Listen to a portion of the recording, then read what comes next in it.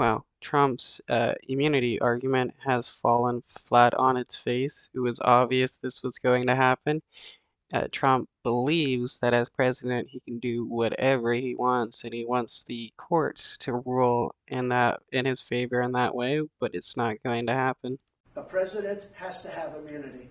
Former President Donald Trump argued he's immune from criminal prosecution after a hearing on Tuesday in his federal election subversion case. But a Washington appeals court questioned that claim as Trump faces a trial in March on charges related to attempts to overturn his 2020 election loss. Trump was in the courtroom as his legal team tried to convince a panel of 3 judges that former presidents should not be prosecuted for actions they took in office. His legal team insisted a former president could be charged for such conduct only if they were first impeached by the House of Representatives and convicted in the Senate. Here's Judge Florence Pan engaging with Trump lawyer D. John Sauer on this point. Could a president who ordered SEAL Team 6 to assassinate a political rival who was not impeached, would he be subject to criminal prosecution?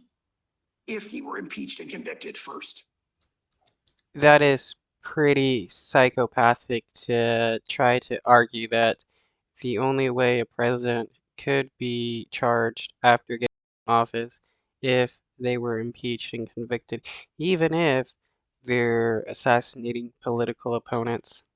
I did nothing wrong, absolutely nothing wrong. Trump said after the hearing that he did not break the law. With the Republican state-by-state presidential nominating contest, I mean, if he truly believes he didn't break the law, why is he trying to get immunity? test due to kick off next week, Trump, who leads his party rivals by a wide margin, claimed he is a victim of political persecution. I think it's very unfair when a political opponent, is prosecuted by the DOJ, by Biden's DOJ.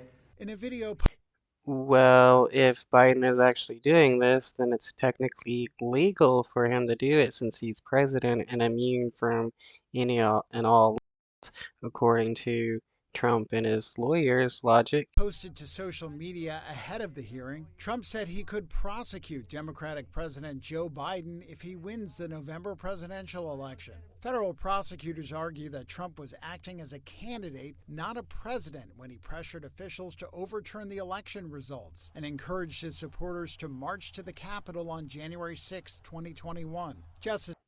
If they're arguing that, then Trump doesn't have, he can't like try to argue for immunity. If he's claiming that he was a candidate, then that means he wasn't acting as president.